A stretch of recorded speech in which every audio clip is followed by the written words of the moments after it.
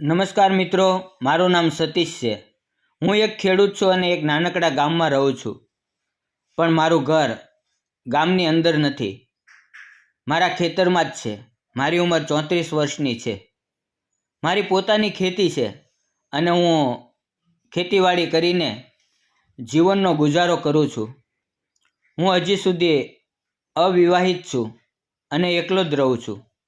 મારા માતા પિતાનું અવસાન થયું ત્યારે હું બહુ નાનો હતો. એક દિવસ હું શહેરમાં થોડાક કામે ગયો હતો. કામમાં થોડું મોડું થઈ ગયું અને સાંજના 7 વાગ્યાની બસમાંથી ગામડે ઉતર્યો. મારા ગામથી મારું ઘર લગભગ 1.5 કિલોમીટર દૂર હતું. હું પગપાળા ગામમાંથી પસાર થઈ ઘરે જઈ રહ્યો હતો. રાત થઈ ગઈ હતી. લગભગ 8 વાગી રહ્યા હતા. ગામમાંથી બહાર નીકળતા જ અડધા કિલોમીટર દૂર એક સ્મશાન આવે છે. જ્યારે હું સ્મશાન પાસેથી પસાર થતો હતો ત્યારે અચાનક મારે ત્યાં નજર ગઈ.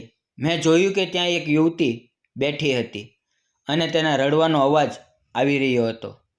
તે સમયે હું પણ ડરી ગયો અને સમજી શકતો નહોતો કે શું કરું. એક ક્ષણ માટે મને લાગ્યું કે ક્યાંક કોઈ ભૂત પ્રેત તો નથી. પણ નહીં, એ યુવતી ખરેખર રડી રહી હતી. મેં હિંમત કરી અને તેની નજીક ગયો તો જોયું કે તે લગભગ 28-29 વર્ષની હતી. તેની ગોદમાં 4-5 મહિનાનું બાળક હતું. તે બાળકને છાતી સાથે ચિપકાવીને રડી રહી હતી. આ દ્રશ્ય જોઈને મારું હૃદય દુઃખથી ભરાઈ ગયું. હું તેની પાસે જઈને બોલ્યો, "તમે કોણ છો? આટલી રાત્રે સ્મશાનમાં શું કરી રહ્યા છો? તે પણ આટલા નાના બાળક સાથે?" પણ તે કંઈ બોલતી નહોતી, ફક્ત રડી રહી હતી.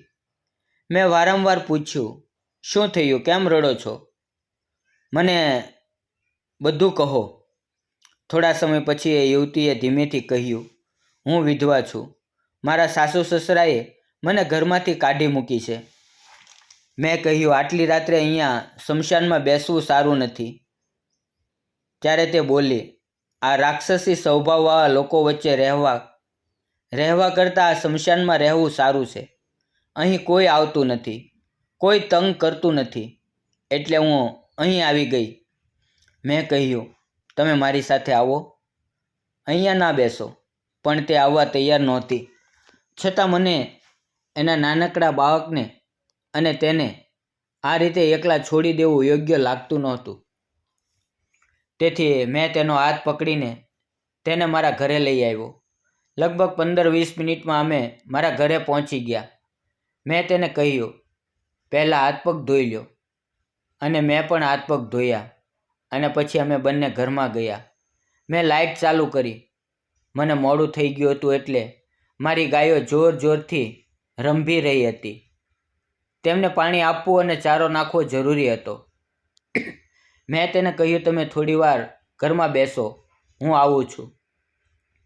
પછી હું ગૌશાળામાં ગયો, ગાયોને પાણી ચારો આપ્યો અને પછી પાછો આવ્યો.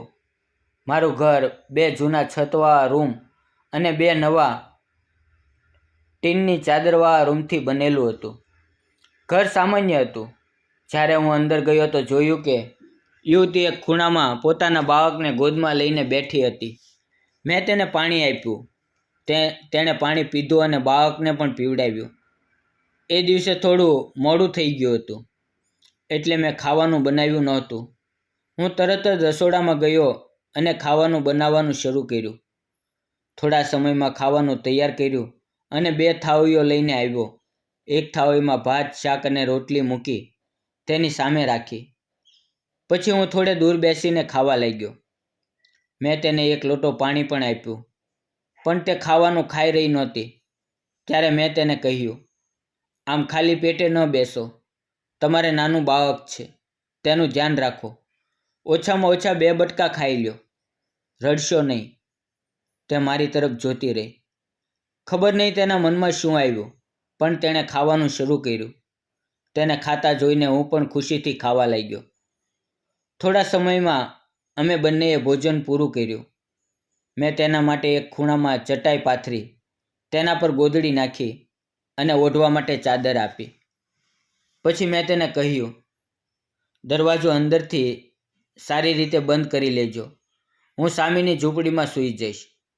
તે કંઈ બોલી નહીં. હું બહાર આવ્યો અને સામેની ઝૂંપડી સાફ કરી, કારણ કે તે લાંબા સમયથી બંધ હતી. મેં મારા માટે પણ ચટાઈ, ગોદડી અને ચાદર લઈ લીધી. ઝૂંપડી સાફ કરીને દરવાજેથી ટીનવાળા રૂમ તરફ જોયું તો દરવાજો બંધ હતો. પછી હું ચટાઈ પાથરીને સૂઈ ગયો. પણ મારા મનમાં સતત એક જ વિચાર આવતો હતો, આખરે આ યુવતી કોણ હશે? આટલી રાત્રે સ્મશાનમાં એકલી કેમ હતી? તેના પર કઈ દુર્દશા આવી હશે? હું એ જ વિચારોમાં હતો અને ક્યારે ઊંઘ આવી ગઈ ખબર પણ ન પડી. સવાર થઈ તો હું ટીનવાળા રૂમ તરફ ગયો. દરવાજો ખખડાવ્યો તો અંદરથી દરવાજો ખુલી ગયો. બાળક રમતું હતું અને યુવતી ઉઠી ગઈ હતી. હું અંદર ગયો અને રસોડામાં ચા મૂકી. તે યુવતી મારી પાછળ આવી અને બોલી, તમે ચા ના બનાવો, લાવો હું બનાવું છું. પછી તેણે ચા બનાવી. ત્યાં સુધી હું બહાર આવીને બાળક સાથે રમવા લાગ્યો. કેટલી મીઠી અને નિર્દોષ બાળકી હતી. તેની સાથે રમતા રમતા મને ખૂબ આનંદ થયો. થોડા સમયમાં તે 2 કપ ચા લઈને આવી. હું બાળક સાથે જ બેઠો હતો. તે થોડી દૂર બેસી અને વારંવાર મારી તરફ જોઈ રહી હતી. મેં પૂછ્યું, તમે કોણ છો? ક્યાંથી આવ્યા છો? રાત્રે સ્મશાનમાં કેમ બેઠા હતા? તમને કઈ મુશ્કેલી છે? મને વાત કરો. ત્યારે તે બોલી, મારું નામ કાવ્યા છે. હું અહીંથી 50-60 કિલોમીટર દૂરની છું. 5 વર્ષ પહેલાં મારા લગ્ન સદાશિવ નામના યુવક સાથે થયા હતા. મારો પતિ સારો હતો, મને ખૂબ પ્રેમ કરતો હતો અને અમે સુખીથી રહેતા હતા. અમારી પોતાની ખેતી હતી. સાસુ સસરા હતા. બધું સારું ચાલતું હતું. લગ્નને 4 વર્ષ પછી હું ગર્ભવતી થઈ. પણ ભાગ્યે મારી સાથે મોટો આઘાત કર્યો. મારા પતિનું એક અકસ્માતમાં મૃત્યુ થયું. હું એકલી રહી ગઈ. ઘણું દુઃખ થયું, પણ ગર્ભમાં બાળક માટે જીવવું ફરજિયાત હતું. કેટલાક મહિનાઓ પછી મેં એક સુંદર બાળકીને જન્મ આપ્યો. પણ મારા સાસુ સસરા અને દેવર મને નાપસંદ કરવા લાગ્યા. તેમને લાગ્યું કે હું સંપત્તિ પર હક જમાવીશ. દેવર તો મારી સાથે છેડછાડ કરતો. મને બહુ ખરાબ લાગતું હતું. તેથી મેં ઘર છોડી દીધું અને એક મંદિરમાં જઈને રહેવા લાગી. ત્યાં પણ કેટલાક યુવકો બુરા ઈરાદાથી નજર કરવા લાગ્યા. મને ક્યાંય સુરક્ષિત લાગતું નહોતું. અંતે મેં નક્કી કર્યું કે સ્મશાનમાં રહીશ, કારણ કે ત્યાં કોઈ આવતું નથી, કોઈ તંગ કરતું નથી. પણ એ જ રાત્રે તમારી સાથે મારી મુલાકાત થઈ. તમે મને તમારા ઘરે લઈ આવ્યા. તમારો સ્વભાવ ખૂબ સારો છે. તમે મારી સાથે કોઈ ખરાબ વર્તન કર્યું નહીં. મને નવો રૂમ આપ્યો અને તમે જાતે ઝૂંપડીમાં ગયા. તમે ખરેખર સારા માણસ છો. ચા પીધા પછી તે બોલી, હવે મારે જવું પડશે. મેં પૂછ્યું, ક્યાં જશો? તમારું કોણ છે? તે બોલી, મારું કોઈ નથી. હું અનાથ છું. આ સાંભળીને મને ખૂબ દુઃખ થયું. તે જવા લાગી. મેં તેને કહ્યું, ક્યાં જશો? અહીંયા જ રહો. આ રૂમમાં ન રહેવું હોય તો સામે ઝૂંપડીમાં રહી શકો છો. યુવતી થોડીવાર વિચારમાં પડી અને બોલી, અહીંયા રહીશું તો ખાશું શું? મેં કહ્યું, મારે ખેતી છે. તમે ખેતરમાં કામ કરજો, હું તમને મહેનતાણું આપીશ. તેણે થોડું વિચાર્યું અને રાજી થઈ ગઈ. પછી બોલી, હું ઝૂંપડીમાં જ રહીશ. અમે બંનેએ મળીને ઝૂંપડી સાફ કરી. મેં તેને થોડા વાસણો આપ્યા, ચૂલો બનાવ્યો, અનાજ દાળ આપી. મારે 3-4 એકર ખેતી હતી. રોજ ખેતરમાં કામ કરવા આવતી. અમે બંને મળીને બધું સંભાળવા લાગ્યા. ધીરે ધીરે દિવસો પસાર થયા. કાવ્યાને અહીં આવ્યાને 1 મહિનો થઈ ગયો. તે રોજ મારા માટે ખાવાનું બનાવતી, ખેતરમાં ટિફિન લઈને આવતી. તેની પાસે ફક્ત 2 સાડીઓ હતી. તે વારંવાર પહેરતી. કાવ્યા મને બહુ ગમવા લાગી. તે સુંદર હતી. કાળા નયન, લાંબા વાળ, સાદગી ભર્યો સ્વભાવ. એક રવિવારે હું બજારમાં ગયો અને આવતા સમયે તેની માટે 2 સાડીઓ, બાળકી માટે કપડાં અને મીઠાઈને નાસ્તો લાવ્યો. આ જોઈને કાવ્યાની આંખોમાં આંસુ આવી ગયા. તે મારી તરફ જોતી રહી. અમારી નજરો મોઈ ગઈ. તેણે ધીમેથી પૂછ્યું, તમે મારા માટે આ બધું કેમ કરો છો? મેં હસીને કહ્યું, ખાસ કોઈ કારણ નથી, ફક્ત માનવતા નાતે કરું છું. તે બોલી, હું તમારો આ ઉપકાર કેવી રીતે ઉતારું?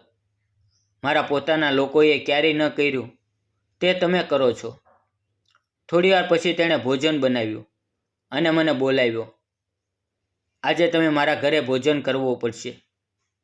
હું ઝૂંપડીમાં ગયો. તેણે ઝૂંપડી સુંદર રીતે સજાવી હતી. નાનકડું દીવડું જલતું હતું. બાળકી ઊંઘી ગઈ હતી.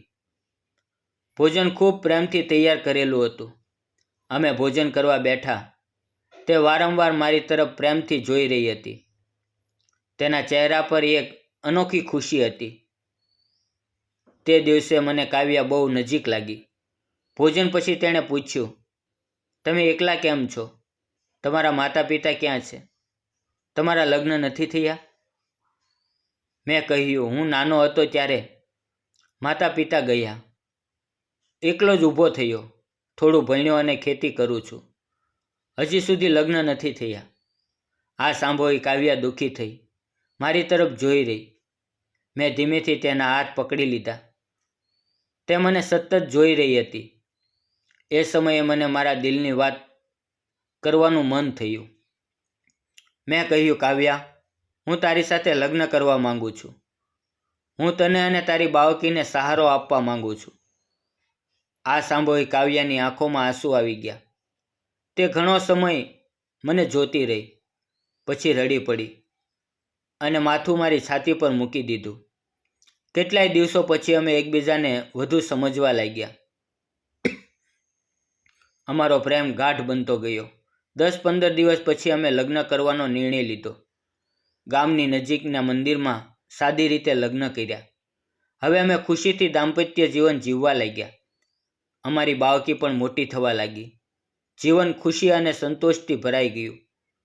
મિત્રો, તમને શું લાગે છે? મેં અને કાવ્યાએ લગ્ન કર્યા એ સાચું કર્યું કે ખોટું? તમારા વિચારો જરૂર જણાવો. જીવન ક્યારેક એટલું કઠિન બની જાય છે કે માણસ તૂટી જાય છે. પરંતુ એ સમયે જો કોઈ આપણું હાથ પકડીને ઊભું કરે, આપણું દુઃખ સમજે, તો એ માણસ આપણા માટે દેવતા સમાન હોય છે. સતીશે કાવ્યાને સહારો આપ્યો અને કાવ્યાએ ફરીથી જીવન તરફ જોવાનું શરૂ કર્યું. સમાજ શું કહેશે એની ચિંતા કર્યા વગર.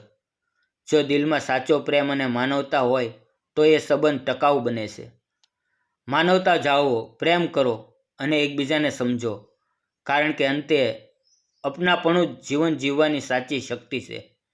જો મિત્રો આ વિડીયો તમને ગમ્યો હોય તો લાઇક, શેર અને ચેનલ સબસ્ક્રાઈબ કરવાનું ભૂલશો નહીં. ફરી મળશું એક નવા વિડીયોમાં. ત્યાં સુધી આવજો. વિડીયો પૂરો જોવા બદલ આપ સૌનો ધન્યવાદ. અને મિત્રો, જતાં જતાં કહી દઈએ કે આ વિડીયો માત્ર મનોરંજન માટે બનાવવામાં આવ્યો છે. આ એક વાર્તા કાલ્પનિક છે. તેનો કોઈ પણ વ્યક્તિ, જાતિ કે ધર્મ સાથે સંબંધ નથી. આનો ઉદ્દેશ ફક્ત મનોરંજન અને શૈક્ષણિક હેતુ છે. ધન્યવાદ મિત્રો.